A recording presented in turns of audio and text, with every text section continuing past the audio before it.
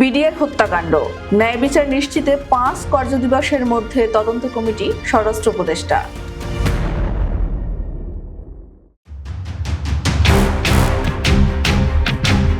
BDR হত্যাকাণ্ডে ন্যায় বিচার নিশ্চিত করতে আগামী ৫ কর্মদিবসের মধ্যে তদন্ত কমিটি গঠন করা হবে বলে জানিয়েছেন স্বরাষ্ট্র উপদেষ্টা লেফটেন্যান্ট জেনারেল মোহাম্মদ জাহাঙ্গীর আলম চৌধুরী। মঙ্গলবার সকালে সচিবালয় স্বরাষ্ট্র মন্ত্রণালয়ের সম্মেলন কক্ষে বিডিআর হত্যাকাণ্ড বিষয়ে বিশেষ সংবাদ সম্মেলনে তিনি একথা বলেন। তিনি বলেন, কমিটি গঠন করার পরে কত দিনের মধ্যে প্রতিবেদন জমা দেবে সে বিষয়ে জানানো হবে। কমিটিতে সদস্য থাকবেন ৫ থেকে ৯ জন। কমিটিতে অবসরপ্রাপ্ত বিচারপতি, প্রশাসনের অবসরপ্রাপ্ত কর্মকর্তা, পুলিশের অবসরপ্রাপ্ত কর্মকর্তা এবং সশস্ত্র বাহিনীর কর্মকর্তারা থাকবেন। এর আগে গত রোববার হাইকোর্টকে স্বরাষ্ট্র মন্ত্রণালয় জানিয়েছিল, আলোচিত বিডিআর হত্যাকাণ্ড নিয়ে এখনই কমিশন গঠন করা হচ্ছে না। এ বিষয়ে দুটি মামলা বিচারাধীন থাকায় কমিশন গঠন থেকে আপাতত সরে এসেছেন অন্তর্বর্তী সরকার।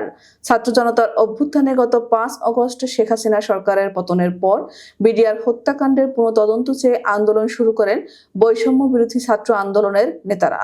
এর পরিপ্রেক্ষিতে বিডিআর হত্যার পুরো ঘটনার তদন্তে কমিশন গঠনের কথা সামনে আসে। ২০০৯ সালের ২৫ ফেব্রুয়ারি পিলখানায় বিডিআর সদর দপ্তরে বিদ্রোহের ঘটনায় ৫৭ জন সেনা কর্মকর্তা সহ ৭৪ জন হত্যাকাণ্ডের শিকার হন। এই ঘটনায় রাজধানীর লালবাগ থানায় হত্যা ও বিস্ফোরক আইনে দুটি মামলা হয়। পরে এসব মামলা নিউ মার্কেট থানায় স্থানান্তরিত হয়। সিআইডি দীর্ঘ তদন্ত শেষে হত্যা মামলায় ২৩ বেসামরিক ব্যক্তি সহ প্রথমে ৮২৪ জনের বিরুদ্ধে অভিযোগপত্র দাখিল করে। হত্যাকাণ্ডের ঘটনায় বিস্ফোরক আইনে করা মামলায় ৮০৮ জনের বিরুদ্ধে অভিযোগপত্র দেয় সিআইডি। পরে আরও ২৬ জনকে অভিযুক্ত করে মোট ৮৩৪ জনের বিরুদ্ধে সম্পূরক অভিযোগপত্র দেওয়া হয়। রক্তক্ষয়ী এই বিদ্রোহের প্রেক্ষাপটে বাহিনীর নাম পরিবর্তন করে রাখা হয় বর্ডার গার্ড বাংলাদেশ। উল্লেখ্য, ২০১৯ সালের পিলখানায় পরিকল্পিত হত্যাকাণ্ডের সুষ্ঠু তদন্ত ও চাকরিচ্যুত সব বিডিআর সদস্যদের চাকুরিতে পুনর্বহালের দাবিতে বরিশাল প্রেস ক্লাবে চাকরিচ্যুত বিডিআর সদস্যরা এ সংবাদ সম্মেলন করেন। সংবাদ সম্মেলনে তারা বলেন, ভারত ও এদেশের কিছু ব্যক্তিদের মদদে এ হত্যাকাণ্ড হয়েছে।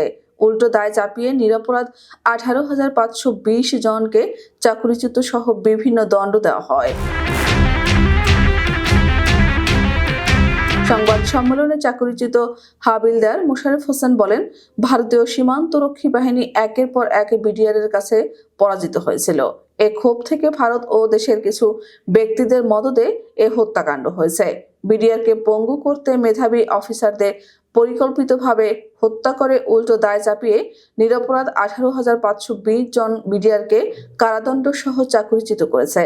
এরপর থেকে পরিবারের সদস্যদের নিয়ে চাকরিচ্যুত নিরপরাধ বিডিআর সদস্যরা মানবতার জীবনযাপন করছেন। তাই যাদের চাকরির বয়সসীমা রয়েছে তাদের চাকরিতে ফিরিয়ে নেওয়ার দাবি জানাচ্ছে।